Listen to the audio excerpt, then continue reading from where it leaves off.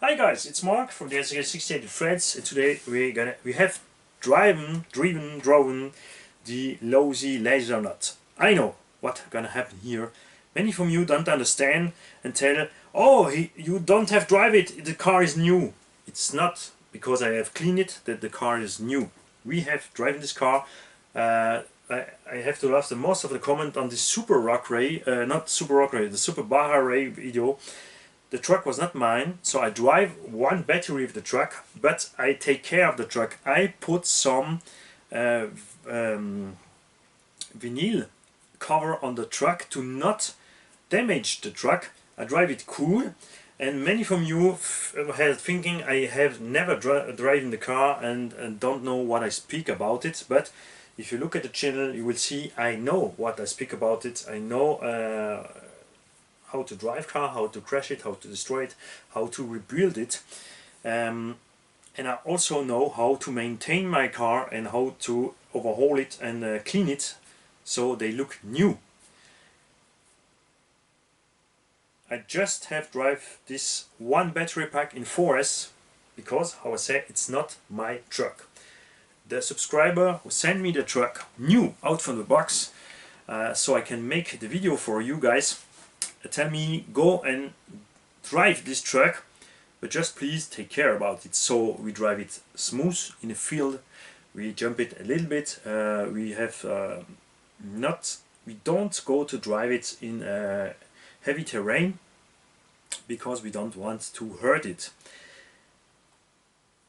The truck, because it's 1.5 kilogram heavier than the stock SC10 chassis platform on which is built it, feels a little bit, how to say,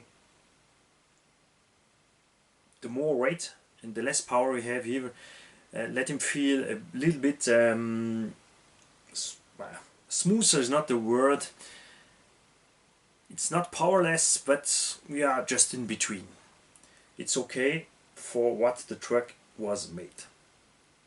Don't drive it 3S. In 3S it's really slow and the battery will really have a fast issue with the amp draw and the overheating.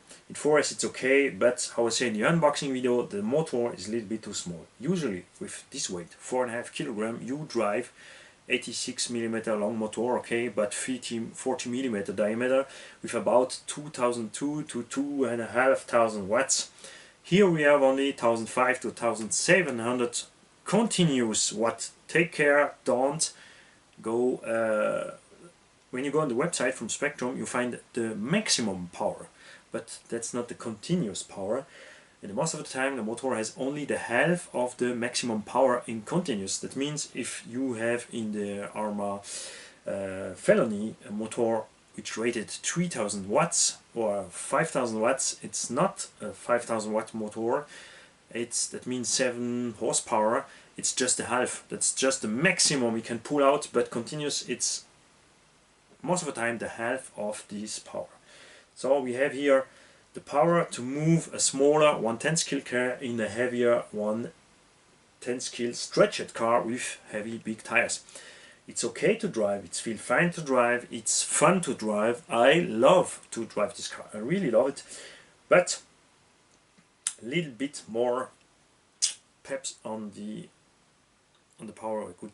If I buy one, I would put it clearly 40-68 mm motor with about 2100 kV with the stock gearing. So I get a little bit more top speed, I have more torque, and so I will have less heat in the end because I had only out temp about 28 degrees Celsius, but the motor goes to 110 degrees Celsius at the end from the run. That's too much. The battery goes over 60 degrees Celsius, that's also too much. That happens because setup out from the box cut off at 3 volt. Maybe they put it so far down because they have the Spectrum system. So if you drive a Spectrum battery who gives the info to the ESC, he will cut out a little bit before. But if you not drive Spectrum battery, I really can just tell you, put your cutoff to 3.4 volts. You will lose 3 to 4 minutes run times, but this 3 to 4 minutes run times lose will allow your motor to not go so high in temperature, and also your LiPo to not go so high in temperature. And that's all. Servo is slow. I tighten a little bit the servo saver, but not too much, because I know this Spectrum servo will die. Every RTR I get from Horizon Hobby, I get issue with steering and steering servo, also with Traxxas, also with many other brands, and that's boring. Can please a brand finally do something that we have not that issue? I'm happy with Hobao. Hobao makes RTR. In Hobao you have weak motors, but you have good steering servo and good steering.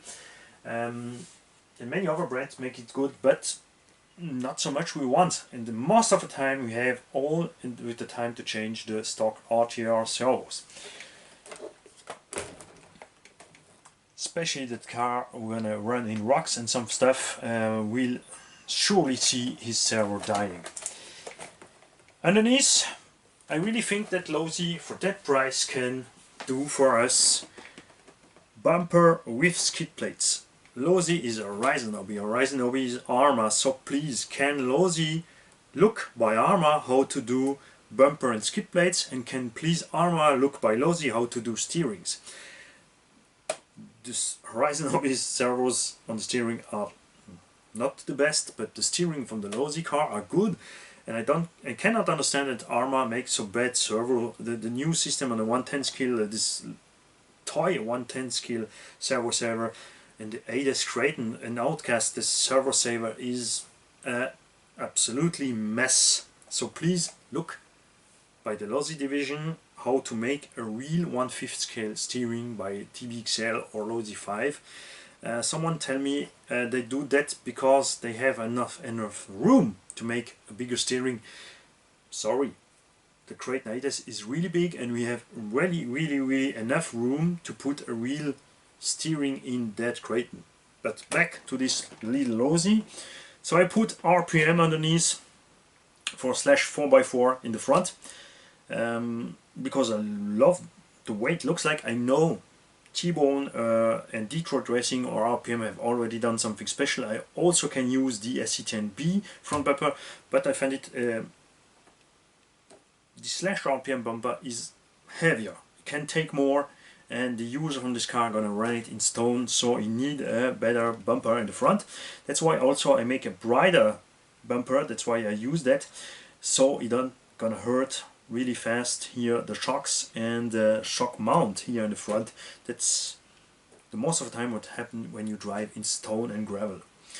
We use an Emax rare RPM plate, all bolted on the stock holes for mounting the bulkheads. It's free on everyone to do what you want. You can put T-Bone, Detroit Racing, you can make yourself something. You can buy some alloy plates, you can bend it, and you do yourself your own skid plates. It's free to everyone. It's clear, it's a little stuff to make, it's done fast. But I repeat, I really think that Losi had to do this out from the box for us, for this heavy price, for a stretched 110 scale car. I would understand the price from this truck if it was an 1/8 scale. If they used the RC8B with the RC8T chassis plate, you get this wheelbase, you get this wideness, but in a 1/8 scale. Maybe they do it on the 10 scale base because the original Lasernut is small from the cage, and you can put such a small cage on a 1/8 scale standard traggy chassis. The best idea I get after that I unbox this truck is to buy the cage, buy the body panel, and bolt all this on the Techno RC. I will buy a Techno buggy, a Techno truggy chassis plate, a center dog bone front from a Techno, so I have a small chassis, and bolt this cage on the Techno, so I will get the strongest ever built rock racer. And for the tires, we have here a 12mm hex, so I will use the DB8 or Team Magic SAS or UDR Chinese tire or something in that style, or Scorpion BXXL tires, and so I will get same weight, 4 times tougher, and I can put a 6S combo in, so I can drive my style. That means crazy style. This is a cool looking truck, a scale looking truck. I understand that many people will be happy with, because they want to drive it smooth, not like us crazy trigger guys. But for the crazy trigger guys, I want to do that anything, because we like.